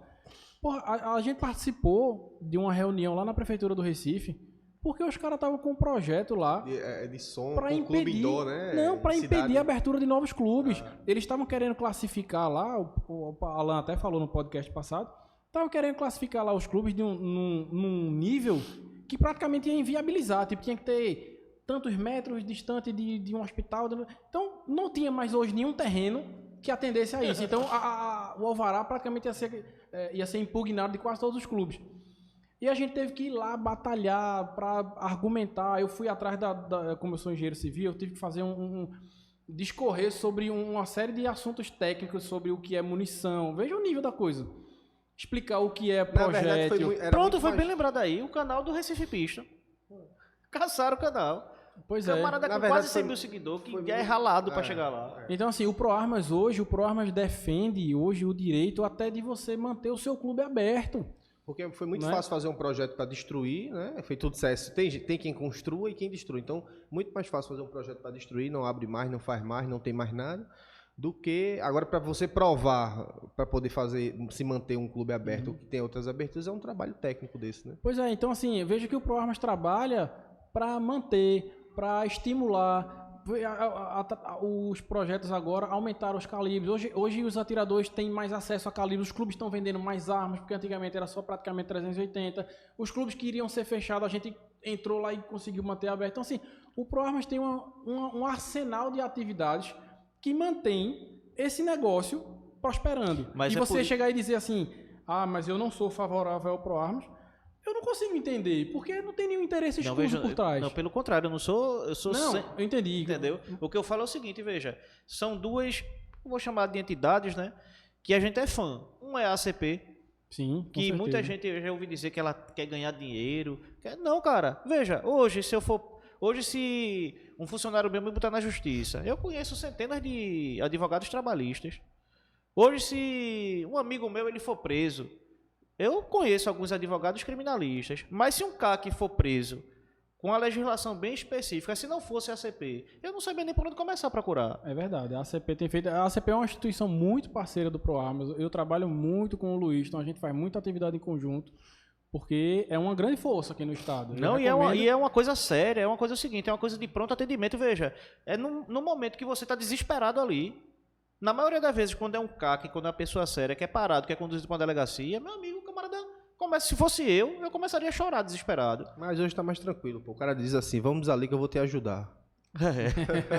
Então, a ACP, eu sou fã do serviço que eles fazem. Eles cobram, eu acho que insignificante, acho que é R$330 por ano. Por ano. Aí um outro que a gente também incentiva bastante nossos sócios aqui é o ProArmas, por conta de tudo que ele vem fazendo. A gente viu que Marcos Polon, ele tem acesso ao plenário, ele discursa, ele defende a bandeira. Abertamente, né? Abertamente, de forma muito tranquila, de forma muito plausível. Então são duas instituições que a gente defende. Agora sim, de fato a gente precisa divulgar mais, a gente precisa apoiar mais. Isso não é só clube de tiro, acho que é toda a sociedade. A gente precisa entender qual é a demanda. Mas posso complementar Pode. o que você falou. O ProArmas não tem nenhum vínculo. O ProArmas hoje ele não é clube, o ProArmas hoje não é loja, o ProArmas não é nada. E tomara além que continue assim. Não, e será. E será. Então, assim, é apenas um movimento que defende. E hoje, pelo menos, vou falar por você, né? Enio, você e ProArmas, entra em todos os clubes hoje de Pernambuco, né? Exatamente. Acessibilidade. Talvez se eu fosse proprietário de um clube, eu não tivesse portas abertas em todos. Muitos iam dizer, o coordenador do ProArmas de Pernambuco é dono do clube, então ele deve estar tendo alguns privilégios para o clube dele. Fatalmente, isso, então eu não tenho nenhum interesse em entrar. Eu apenas quero o meu direito, porque eu acredito que tem um propósito bem maior, como eu mencionei aqui. Mas, sabe uma coisa que os clubes aproveitam pouco do ProArmas? Os CACs aproveitam bem, porque aí tem um monte de direito aí sendo ampliado, e eles têm apoiado. Quando eu digo, eu estou precisando de R$50, R$100 para a gente botar um outdoor, eu presto conta lá com todo mundo, a gente monta um outdoor, estou precisando, às vezes tem atirador ano passado, eu queria ir para o 9 do 7, mas eu não tenho dinheiro, mas fulano tem disponibilidade de ir, a gente pega 50 de um, 50 de outro, compra a passagem do cara, vai. Então assim, é uma coisa muito espontânea, que vem daquela base dos atiradores. Os atiradores são muito unidos nesse sentido. E eu vejo pouco engajamento dos clubes. Mas sabe como é que os clubes poderiam atuar de forma até bem mais ativa? Veja, a gente tem problema na Polícia Federal. Tem vários. A gente tem problema no Exército. Vários. Se um determinado clube começa a bater lá no SFPC, eu tô tendo esse problema porque teve... Não tem um receio de uma retaliação? Tem, sim. E por que os clubes não usam o ProArmas para ir lá bater de frente? Não, eu vou usar uma expressão mais pleitear uma normalização desses problemas. Porque o ProArmas indo é ProArmas em nome de clubes, em nome de atiradores. Eu não sabia que vocês faziam isso. Tem uma lista, viu? Quando acabar aqui, né? Você tá indo na secretaria e passou a lista pra tudo. Mas o ProArmas está aqui para lutar por isso. Eu não sabia que tinha serviço, não. Isso não vou mentir. Não tem esse serviço. Eu faço porque eu quero fazer. Os coordenadores dos outros estados fazem porque eles querem fazer. Somos voluntários. Rapaz, Enio foi bom. Vou até anotar aqui, velho. Somos voluntários, pô. Deixa eu botar logo no grupo da diretoria aqui. Eu não tenho nenhum problema em visitar, como eu mencionei. Eu visitei com o deputado Alberto Feitosa, o superintendente da Polícia Federal, pra gente resolver uns problemas que estavam... Poxa, apoio que sai daqui... Eu vou na 7ª RM... Vai no aeroporto ver essa questão de despachar arma, viu, pô? Pois é, a gente vai na 7ª RM para falar lá, às vezes, eu queria ver se você podia ajeitar esse problema, porque determinado clube está tendo... Se você vai, de repente você pode ter uma certa animosidade. Rapaz, que clube chato, só vive... Mas o ProArmas é o ProArmas, ele vai retaliar em quê? Não tem o que retaliar, a gente está ali... E aliás, a gente tem uma excelente relação junto ao Exército e à Polícia Federal. Mas a gente também tem um bom acesso. Então, por que não? Então, quando eu falo em apoiar a causa, é nesse sentido, entendeu, Marconi? Quando a gente fala que os atiradores e os clubes podem e precisam apoiar a causa, não só para a questão de a gente virar a chave, mas para que a gente se dê as mãos, para que a gente consiga superar essas dificuldades. Não, vamos embora. Isso aí foi um excelente... Eu vou até fazer esse recorte e botar no grupo de presidente, porque... Tu vai ter que abrir um setor lá no programa. Aí é quando eu... Mas ó, vamos lá. Será que se eu chegar ao Dr. Marcos e dizer, Marcos, eu estou tendo tanta demanda lá no estado... Dr. Marcos é Marquinho. Marcos Polon. Marquinho. Se eu estou tendo tanta demanda lá no estado, a gente está tendo tanta dificuldade. Vamos montar um setor, eu vou contratar uma menina, uma estudante de direito, eu vou colocar ela lá para a gente começar a criar ofícios, para começar a criar protocolos, para a gente ficar... Porque a 7ª RM, ela abarca demais estados, não é só Pernambuco. Então, assim, se a gente de repente cria um setor, de repente não fica caro para ninguém, a gente pede para o clube uma ajuda de custo de cada clube, para que a gente monte um setor exclusivamente para estar atendendo esses interesses, que de repente um clube gostaria até de ir, mas fica meio receoso de ir lá para pedir algo. A gente poderia utilizar e a gente, de repente, criar um serviço para que o ProArmas fique de frente com o CNPJ dela, atendendo essas necessidades dos atiradores, dos clubes, e a gente, de repente, se cotizar para que isso avance. não fica caro para ninguém.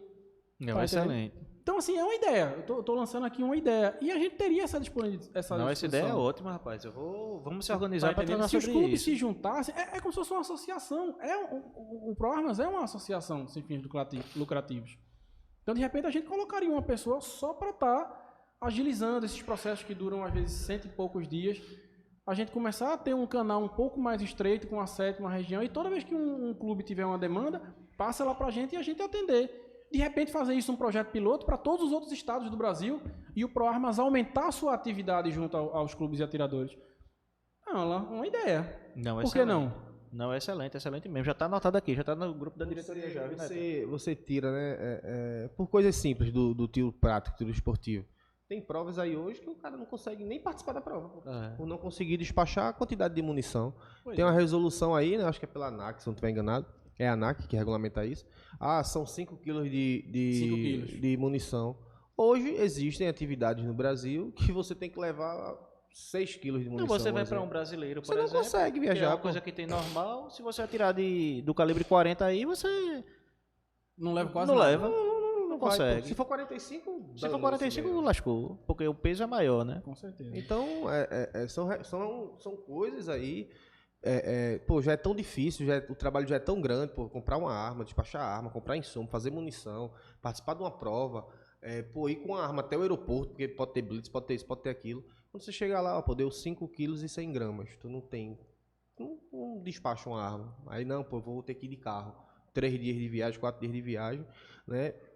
Por detalhes técnicos, entendeu? Então, e a gente não, assim, eu vou falar, você não vê resolver. Então, é difícil. Então, assim, existe demanda para esse tipo de coisa que você falou aí. Entendeu? Agora, Enio, a gente tá chegando ao final aqui da entrevista. Queria fazer um bate-bola contigo aí.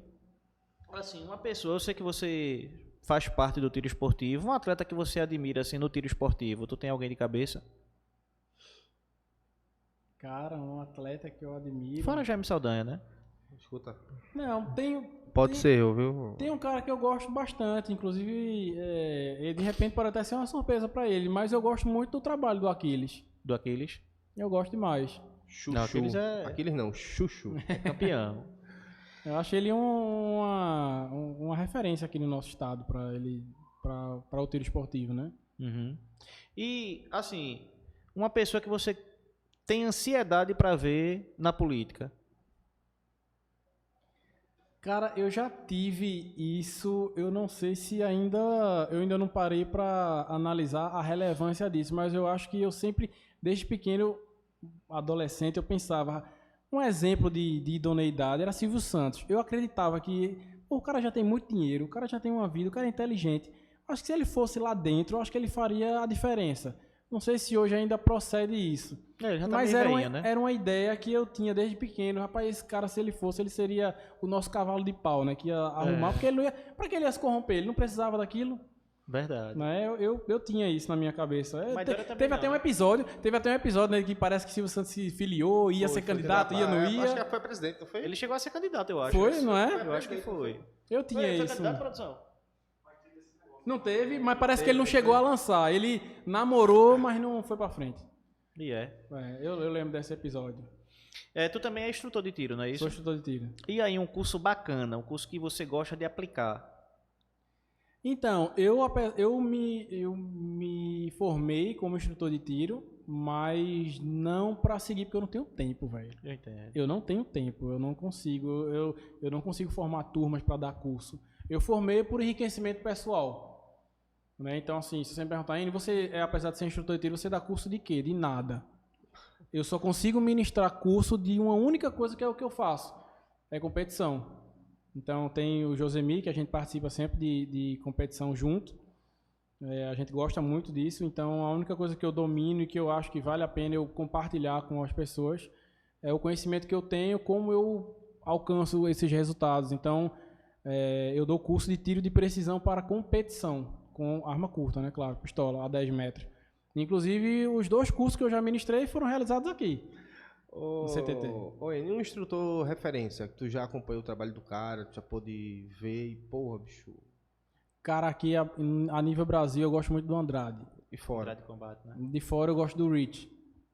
O cara é inteligentíssimo da Titânio Tactical, ele é um cara assim completo, né? Veterano da Marinha Americana, né? Ele é um cara... Quem já fez curso com ele sabe que é diferente. Eu gosto de Esperandio, porque o bicho é bonito que só porra, tá ligado? E o caba tem...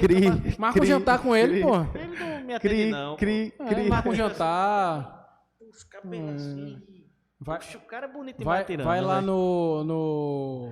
vai comer um fundi lá em Gravatar, uma olha, meia luz com ele. Olha, falar da Petrobras, CBC, Esperandio é processo na certa. Vixe, nossa senhora. Pô, Esperandio, eu tô elogiando o cara, pô, O podcast tá carregado. Né? Tá tirando bonito que só pô. O camarada, oxi.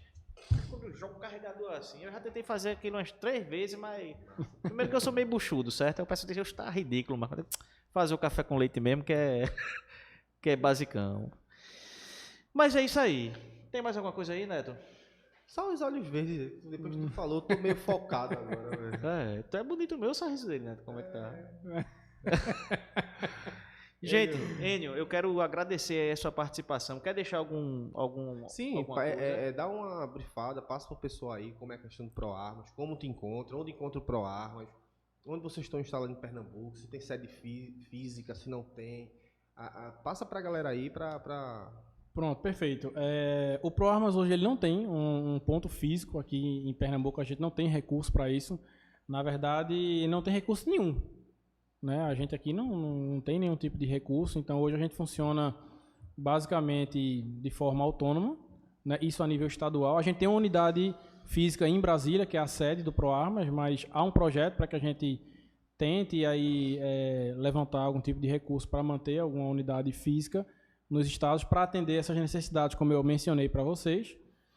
Né? Hoje, para encontrar as atividades do ProArmas, basicamente pelos grupos, né? Se você entrar no site proarmasbrasil.com.br, tem lá mobilização, aí você entra lá no seu estado, aí tem uma série de categorias, tem grupo de CAC, grupo de vigilante, grupo de advogado. Então você consegue entrar nos grupos de Telegram ou de WhatsApp e você acompanhar as atividades do ProArmas. A própria rede social do Marcos Polon, né, no YouTube. E tem hoje a principal ferramenta nossa de comunicação é o Instagram. Então você tem o Pro_Armas, que é a rede social oficial nacional, e tem o Pro_Armas, sigla do seu estado. Então se você quiser saber o que é que está acontecendo em São Paulo, você coloca lá @Pro_Armas_SP. Você chega lá. Para acompanhar aqui do estado de Pernambuco é Pro_Armas_PE. E aí você consegue acompanhar. A gente tem um movimento que a gente faz aqui mensalmente, que são os encontros ProArmas. Então, você acompanha. Eu sempre estou botando lá, alimentando lá a rede social, dizendo, tal dia tem encontro do ProArmas no clube tal. A gente faz um bate-papo semelhante a esse. Fala sobre legislação, sobre uma série de coisas. Então, para se filiar também ao ProArmas é a mesma coisa. Entra lá no site proarmasbrasil.com.br. /associce, ou no próprio site, você busca lá, tem a produção já botou ali, eu tô vendo, bicho. O ícone. Produção já tá aí, perfeito. Produção Isso é uma providência, viu? Meu medo é que bota errado, tá ligado? Tô brincando aí, mas tá certinho. Tá certinho. Hoje o valor para se tornar associado do ProArmas. R$38 ao ano. Ainda divide em 12 vezes, sai R$3 e pouco. Bem, chegamos ao final de mais um podcast, Mais um podcast, o grande. Eu que agradeço aí essa oportunidade e parabéns aí pelo projeto de vocês, é excepcional, é importante. Não, obrigado mesmo. Na verdade, Enio, isso dá tanto trabalho a gente, vice-homem. E vem produção, e a gente tem que fazer pauta, estudar os entrevistados. É assim, e o objetivo da gente, por incrível que pareça, muita gente acha que isso a gente ganha dinheiro, né, Neto? No podcast. Não vai ganhar, não? Não ganha, não. Ah, tá. A gente gasta dinheiro, na verdade. Eu ganhei um Red Bull aqui, eu ganhei um Red Bull. E, na verdade, o intuito nosso é divulgar o assunto, é trazer informação, é que quem não conhece, quem tem esse preconceito com armas, que frequente o nosso clube, não só o nosso, venha para os nossos parceiros, os nossos colegas, a gente se dá bem com todo mundo, conheça os movimentos, para que, de fato, você possa formar sua opinião com base. Eu vejo muita gente aí aventureira, tá ligado, meu irmão? Que não gosta de arma, porque lá na escola o professor já estava dizendo, olha, só quem tem arma é polícia ou ladrão. Aí quando o camarada aparece com arma, pergunta, tu é polícia? Eita, então é ladrão. Então se informe, busque. Por exemplo, o clube da gente aqui, nunca a gente teve nenhum tipo de acidente. Segurança em primeiro lugar, responsabilidade em primeiro lugar. Então, o intuito desse podcast, das nossas redes sociais, é transmitir conhecimento, é munir os nossos seguidores, os nossos admiradores com informações pertinentes ao mundo do tiro. Um convite que eu quero fazer aqui em especial, a gente está tentando costurar, já faz um bom tempo, para Mas vamos Marquinhos. conseguir. Marquinhos, a gente é aqui de Pernambuco, pô. Tá lembrado da gente, não? Estamos esperando você, o pessoal está pedindo aqui a gente para que a gente venha entrevistar. Sei que sua agenda é bem lotada, mas assim que possível, entre em contato com a gente aí para a gente alinhar essa entrevista. A gente vai trazer alguns, a gente já entrevistou o deputado Feitosa, a gente deixou ele à vontade, demos uns apertos aí para ele poder dizer realmente o que é que ele faz, o que é que ele quer fazer. E o intuito nosso é trazer outros políticos, certo? A gente está costurando aí o Anderson, a gente vai ver a questão do candidato a senador, porque é importante ele sentar aqui, fica gravado, tá lá no nosso canal. O Rodolfo, né, a federal. O Rodolfo, para que a gente possa, para que o público possa conhecer as ideias e as propostas. Então não é que a gente vai virar político não, mas é importante, é fundamental que o pessoal que queira se candidatar venha aqui e divulgue suas ideias. E a gente consegue direcionar o público, né? Exatamente. Consegue direcionar Até para a a gente poder informação. apoiar, né? São dúvidas que nós temos e que, assim, tudo que a gente coloca à mão é que a gente tem que acreditar. Só para complementar isso que você falou, assim, eu terminei esquecendo de mencionar, é que muitas pessoas falaram isso. Por que o ProArmas agora está se envolvendo com política? Não vai desviar o foco? Puxa. Né? Eu já ouvi isso, né? O ProArmas não devia estar se envolvendo com política, mas a gente falou aqui há alguns minutos atrás que a gente levou um belo de um tapa na cara quando a gente achou que só o presidente ia resolver tudo. Então a gente começou a perceber que ou a gente, porque na verdade hoje a gente paga uma fatura alta, né, caríssima, que é o preço da gente nunca ter se envolvido na política. Porque tem aquele ditado, quando o gato sai, o rato faz a festa. Então a gente passou, quando eu falo nós de direita, conservadores, cristãos, nós passamos 30 anos dizendo, política é coisa pra gente safada, eu não quero me envolver com política. E enquanto a gente se afastou desse cenário, os ratos fizeram a festa e hoje está aí essa conta altíssima pra gente pagar. Então, a gente precisa entender que a gente precisa tomar de volta, né, esse nosso espaço para que os ratos não continuem fazendo a festa. Então, a gente quando entra na política não é porque a gente gosta ou porque a gente quer, é porque um povo que não escolhe seus políticos, ele é governado por qualquer um. E outra coisa, a vida nossa é política. Não dá pra né? gente ser omisso. Então, não é que a gente vai desviar, muito pelo contrário. A gente tá no foco, a gente não tá desviando do propósito, não, a gente tá no foco. Porque se a gente precisa de leis justas para cidadãos, então a gente precisa estar diretamente tratando com quem elabora as leis, que é o legislativo. Exatamente. Mas bem, agora sim chegamos ao fim. Gente, quero agradecer a quem chegou até aqui, certo? Eu peço para que você se inscreva no nosso canal, curte e compartilhe as nossas redes sociais. Todo o conteúdo é voltado para o mundo do tiro. Então, até o próximo podcast. Beijo no coração.